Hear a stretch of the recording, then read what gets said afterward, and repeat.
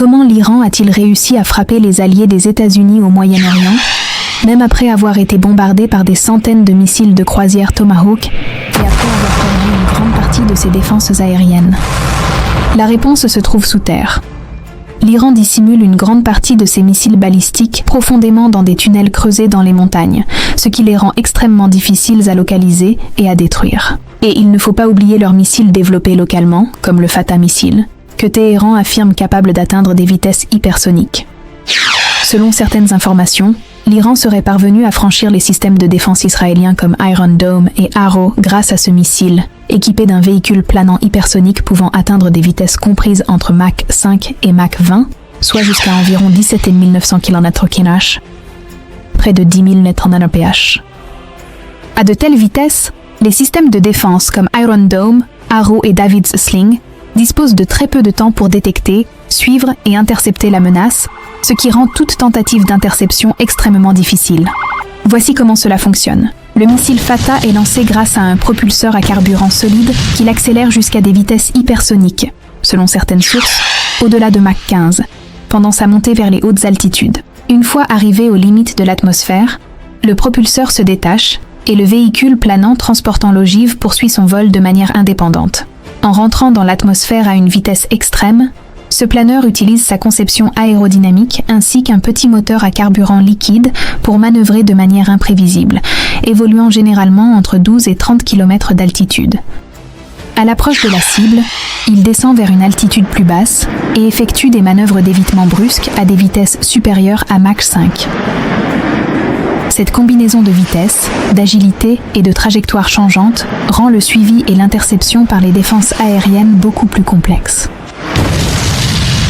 Ce qui distingue le Fatah des missiles balistiques conventionnels est précisément sa capacité à manœuvrer pendant le vol. Les missiles traditionnels suivent généralement une trajectoire parabolique prévisible. Le Fatah, lui, rompt avec ce modèle. Il utilise des surfaces de contrôle aérodynamique ainsi qu'une tuyère orientable alimentée par du carburant hydrazine pour ajuster sa trajectoire pendant sa phase de vol plané dans l'atmosphère. C'est la raison pour laquelle on observe parfois ce phénomène appelé Dragon Tail dans le ciel israélien. Ces changements de trajectoire constants et imprévisibles rendent le missile extrêmement difficile à suivre. Son parcours erratique perturbe les radars et surcharge les algorithmes de ciblage, généralement conçus pour traiter des trajectoires plus stables et conventionnelles. Au cœur de son système de propulsion se trouve un moteur sphérique à carburant solide doté d'une tuyère mobile, permettant un pilotage précis et une accélération contrôlée lors de la phase de rentrée atmosphérique. Cette configuration donne au missile une grande agilité pour esquiver les tentatives d'interception. L'ogive, montée sur un véhicule de rentrée manœuvrable, peut encore modifier sa trajectoire durant la phase finale du vol, compliquant davantage toute interception et réduisant les chances de défense efficaces. Les responsables iraniens affirment également que le Fatah possède des capacités d'évitement radar, suggérant l'intégration possible de technologies furtives ou à faible signature. L'Iran soutient par ailleurs que ce missile aurait déjà franchi les défenses aériennes israéliennes et frappé des cibles de très haute valeur, notamment des installations de renseignement militaire ainsi que le quartier général de la défense aérienne israélienne à Tel Aviv. Pour situer le contexte, la version précédente, le Fatah 1, est un missile à propergole solide à 2 étages, équipé d'un véhicule de rentrée manœuvrable, capable d'effectuer des corrections de trajectoire en phase intermédiaire et de poursuivre un vol indépendant. Son ogive est équipée d'un système de contrôle vectoriel de poussée, ce qui lui permet d'effectuer des manœuvres d'évitement pendant les phases intermédiaires et terminales du vol, parfois à seulement 100 km de la cible. L'un des grands désavantages d'Israël est sa petite superficie. En termes de territoire, Israël est environ 75 fois plus petit que l'Iran, ce qui signifie que l'Iran est environ 7400% plus vaste. Ce contraste illustre à quel point Israël est compact en comparaison. À cause de cette taille réduite, pratiquement tout missile tiré vers Israël peut atteindre sa cible en quelques minutes. Cela réduit drastiquement le temps disponible pour la détection, l'alerte ou l'évacuation. Géographiquement, Israël s'étend sur environ 470 km, soit environ 290 miles du nord au sud. Mais à son point le plus étroit, le pays ne mesure qu'environ 15 km de large, soit 9 miles, avec une largeur maximale d'environ 135 km, soit environ 84 miles. En raison de la taille beaucoup plus grande de l'Iran, celui-ci peut dissimuler ses stocks de missiles dans de nombreux endroits différents, ce qui rend beaucoup plus difficile pour Israël de détruire tous les dépôts de missiles. C'est l'une des principales raisons pour lesquelles l'Iran a réussi à frapper plusieurs pays voisins du Moyen-Orient, dans le cadre d'une riposte après une vague massive de missiles et de drones visant des bases américaines et des positions en Israël. Voici les conséquences. La base aérienne d'Al-Dafra aux Émirats arabes unis a été touchée, faisant un mort à cause d'éclats d'obus. À Bahreïn, le quartier général de la 5e flotte de la marine américaine a été directement visé. Les défenses aériennes du Qatar ont réussi à intercepter les missiles entrants, tandis que le Koweït a fermé complètement son espace aérien sous un feu intense. Pendant ce temps, des sirènes retentissent dans tout Israël, alors que d'énormes interceptions en plein ciel illuminent l'espace aérien au-dessus de Tel Aviv et de Jérusalem. Mais du point de vue américain, une question se pose. Même si chaque navire iranien était détruit, quels dégâts pourrait-il encore infliger à la flotte américaine ? La stratégie de l'Iran n'est pas de confronter directement les États-Unis, mais plutôt de s'appuyer sur la guerre asymétrique. Prenons cet exemple. 2 navires civils naviguent à proximité d'un porte-avions. Tout semble parfaitement normal. Mais d'une simple pression sur un bouton, la porte d'un conteneur maritime s'ouvre et un missile en sort. Ce sont des missiles anti-navires, fabriqués localement par l'Iran, capables malgré tout d'infliger des dégâts importants.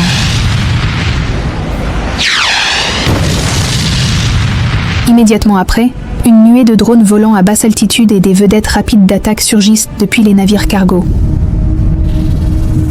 Sans oublier les petits sous-marins. Ces sous-marins peuvent lancer des torpilles simultanément.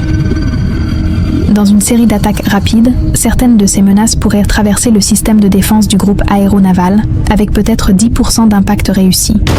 Cela ne suffirait probablement pas à couler un porte-avions, mais cela pourrait l'endommager suffisamment pour rendre les eaux trop dangereuses pour les opérations américaines.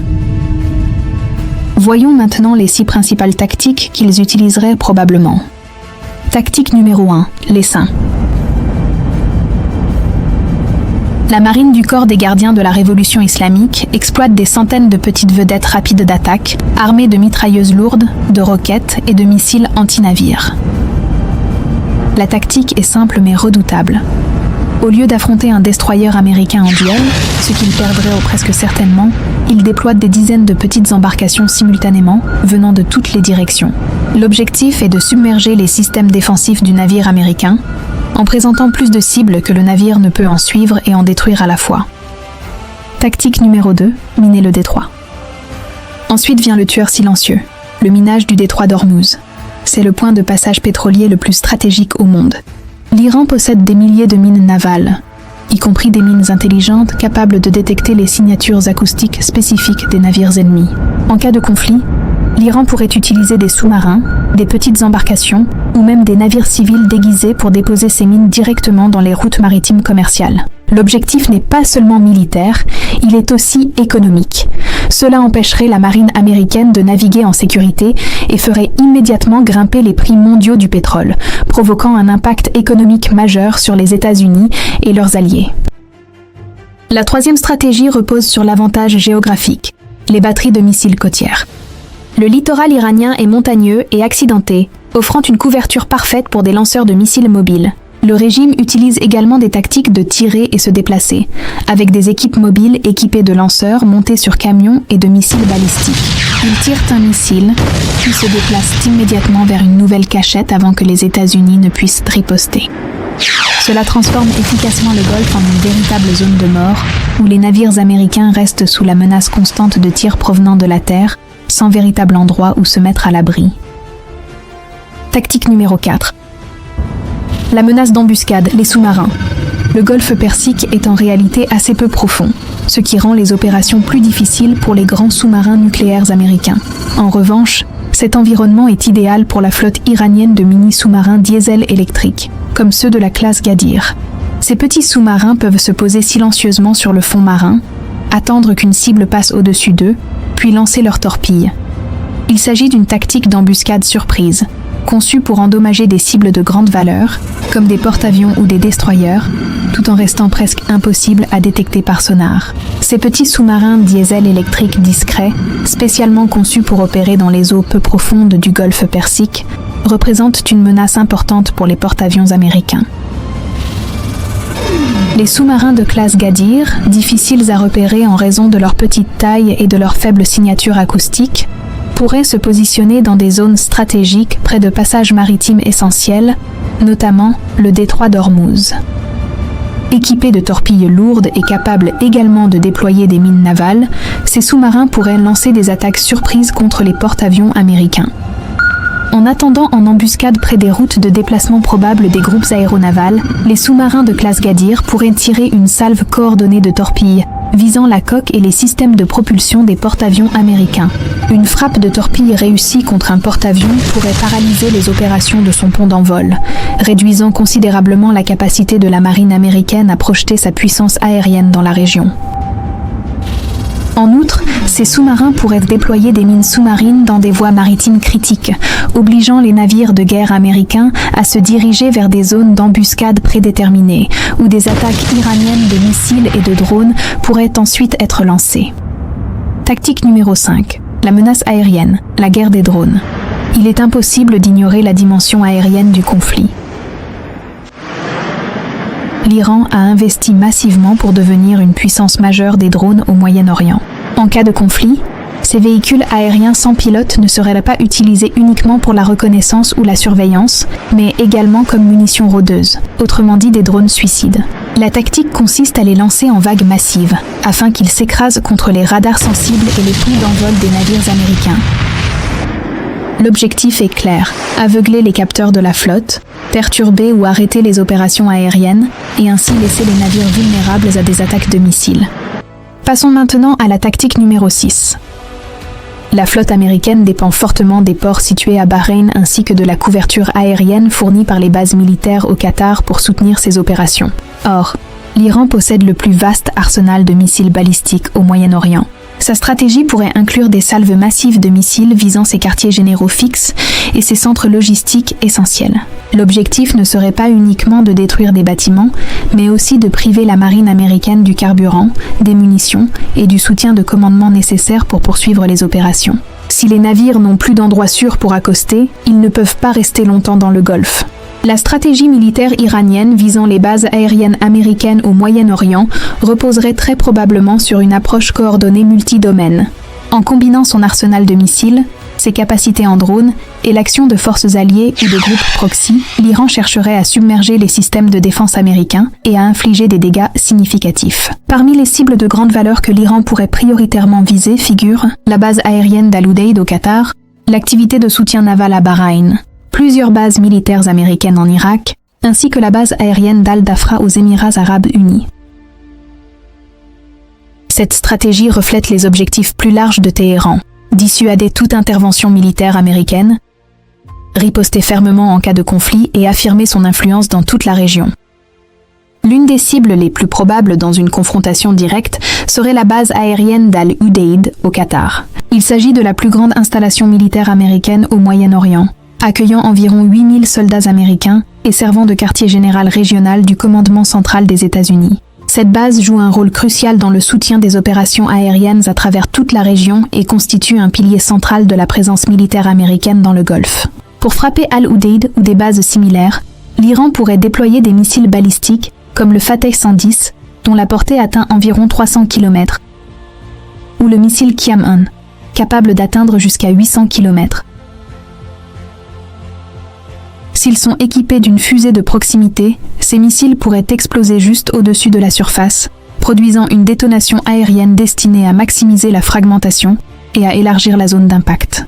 Une telle explosion pourrait provoquer la destruction complète de structures non blindées et serait mortelle pour le personnel non protégé. Une surpression extrême, pouvant atteindre entre 100 et 300 livres par pouce carré dans cette zone, pourrait détruire des abris renforcés pour avions, des réservoirs de carburant et des postes de commandement en cas d'impact direct. Selon l'endroit d'où ces missiles seraient lancés, ils représentent une menace crédible pour plusieurs installations militaires américaines, clés dans le Golfe.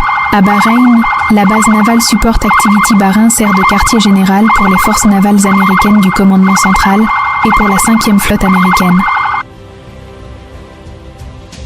Avec plus de 9000 militaires américains stationnés sur place, il s'agit de la seule base navale permanente des États-Unis à terre au Moyen-Orient. Ces installations portuaires peuvent accueillir des porte-avions ainsi que des navires amphibies, ce qui en fait un centre maritime stratégique essentiel. Compte tenu de l'importance de cette base, l'Iran pourrait également viser les navires de guerre américains stationnés au port ou opérant dans les eaux voisines. Le pays dispose d'un arsenal très développé de missiles de croisière anti-navires, lancés depuis des batteries côtières ou des plateformes navales, capables de menacer la supériorité navale américaine dans le Golfe Persique. L'Iran pourrait aussi exploiter des forces alliées ou des groupes proxy, notamment des milices en Irak, afin de mener des attaques indirectes ou de provoquer une instabilité à l'intérieur même de Bahreïn. Au Koweït, les États-Unis maintiennent une présence militaire importante au camp Arif Jan et à la base aérienne Ali Al-Salem qui, ensemble, accueillaient environ 13 500 soldats en 2021. Ces installations servent de centres opérationnels et logistiques majeurs, notamment pour les missions américaines en Irak et dans l'ensemble de la région du Golfe. Dans certains scénarios d'attaque, des missiles anti-navires datant de l'époque soviétique pourraient également être utilisés. Ces missiles, conçus pendant la guerre froide, sont équipés d'un propulseur solide combiné à un système de carburant liquide pour la phase principale du vol. Lors du lancement, le propulseur du premier étage s'active pendant environ 2 à 3 secondes, après quoi le second étage prend le relais. Le missile recherche ensuite sa cible à l'aide d'un radar analogique. Une fois verrouillé sur l'objectif et prêt à frapper, il peut détruire un navire grâce à une ogive à charge creuse. Une telle frappe pourrait gravement endommager ou même couler un navire cargo, si l'impact se produit sous l'angle approprié. Scénario numéro 2. Ce scénario implique l'utilisation d'un missile de l'ère soviétique que les ingénieurs iraniens ont modifié et reconverti en missile anti-navire. Le missile SA-2 modifié peut être lancé depuis une distance pouvant atteindre 45 km de la cible, soit environ 28 miles. Prenons par exemple des destroyers américains naviguant dans la mer Rouge. Une fois tiré, ce type de missile anti-navire peut atteindre une vitesse d'environ 3,5 fois la vitesse du son. De telles actions peuvent créer un impact psychologique important et perturber les routes commerciales internationales. En parlant de l'Irak, plusieurs bases militaires américaines se trouvent relativement proches de la frontière occidentale de l'Iran. Cette proximité les place clairement à portée de frappe de missiles iraniens, ce qui ajoute une dimension stratégique et tactique supplémentaire à la complexité sécuritaire de la région. Les forces de missiles iraniennes sont réparties dans des bases souterraines fortifiées, ainsi que sur des lanceurs mobiles, ce qui augmente leur capacité de survie et rend des frappes surprises rapides beaucoup plus possibles. Ces plateformes de lancement sont conçues pour résister à des attaques préventives et pour délivrer des ripostes rapides. En matière de ciblage, l'Iran chercherait probablement à paralyser les opérations aériennes en visant les pistes d'atterrissage, les dépôts de carburant, les abris pour avions, les centres de commandement et les nœuds logistiques. L'objectif serait de réduire rapidement la capacité de combat américaine et de limiter sa faculté à réagir efficacement.